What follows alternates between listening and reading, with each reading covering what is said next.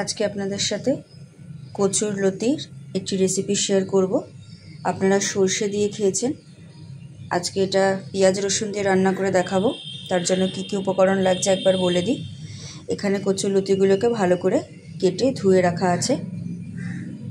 এখানে লাগছে পেঁয়াজ কুচি, কাঁচা লঙ্কা, স্বাদ অনুসারে চিনি, এখানে আছে রসুন বাটা আর আদা বাটা, এখানে লাগছে তেজপাতা, শুকনো লঙ্কা, কালো জিরে, হলুদ গুঁড়ো, ধনে গুঁড়ো, লঙ্কার গুঁড়ো, পরিমাণ মতো ধনেপাতা কুচি, আর লাগছে স্বাদ অনুসারে লবণ। এবার চলুন রান্নায় ফেরা যাক। প্রথমে গ্যাসটা অন করে কড়াটা গ্যাসের মধ্যে বসিয়ে দেবো। এরপর কড়াটা গরম হয়ে গেলে এর মধ্যে দিয়ে দেবো পরিমাণ মতো সর্ষের তেল। এই রান্নাটি আমরা সর্ষের তেল দিয়েই করব। তেলটা গরম হয়ে গেলে এর মধ্যে সামান্য পরিমাণে একটু লবণ ছড়িয়ে দেবো। এরপর দিয়ে দেবো একটু সামান্য পরিমাণে হলুদ গুঁড়ো। এরপর কেটে ধুয়ে রাখা লতিগুলোকে তেলের মধ্যে হালকা ফ্রাই করে তুলে নেব।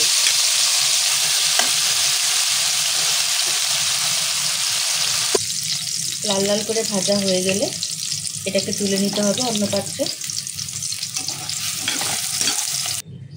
এরপর কড়ার মধ্যে আরেকটু সামান্য তেল অ্যাড করব। এরপর ফোড়নটা দিয়ে দেবো কালো জিরে, শুকনো লঙ্কা আর তেজপাতা।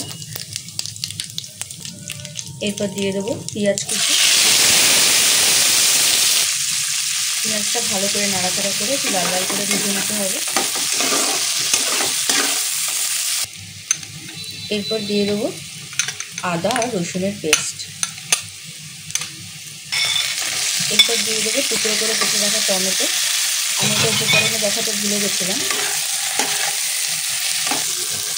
এরপর গুঁড়ো মশলাগুলো দিয়ে দেবো। প্রথমে দেবো হলুদ গুঁড়ো, জিরে, ধনে গুঁড়ো আর শুকনো লঙ্কা গুঁড়ো ভেজে নেব। এরপর দিয়ে দেবো ভেজে রাখা লতিগুলো। ভালো করে মিশিয়ে নিতে হবে। এবার এটাকে একটু ভালো করে কষাতে হবে। দিয়ে দেবো স্বাদ অনুসারে লবণ। গ্যাসের ফ্লেমটা স্লো করে এটাকে একটু ঢাকা দিয়ে রাখতে হবে কিছুক্ষণের জন্য। কিছুক্ষণ পর ঢাকাটা সরিয়ে দেখব।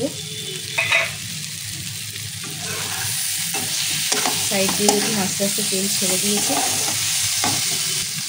এরপর দিয়ে দেবো স্বাদ অনুসারে চিনি। ভালো করে মিশিয়ে নেব।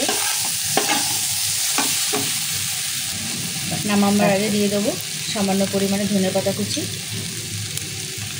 এবার আমাদের রান্না কমপ্লিট। এবার সার্ভ করব। আমাদের কচুর লতি রান্না কমপ্লিট অ্যান্ড সার্ভ। আপনারাও বাড়িতে এইভাবে বানাবেন, গরম গরম ভাতের সাথে খেতে খুব ভালো লাগবে। আজকের ভিডিও এই অবধি। যদি আমার ভিডিও আপনাদের ভালো লেগে থাকে তাহলে আমার চ্যানেলটিকে লাইক, কমেন্ট, শেয়ার, সাবস্ক্রাইব করে দেবেন। আবার দেখা হচ্ছে পরের ভিডিওতে। ততক্ষণের জন্য টাটা।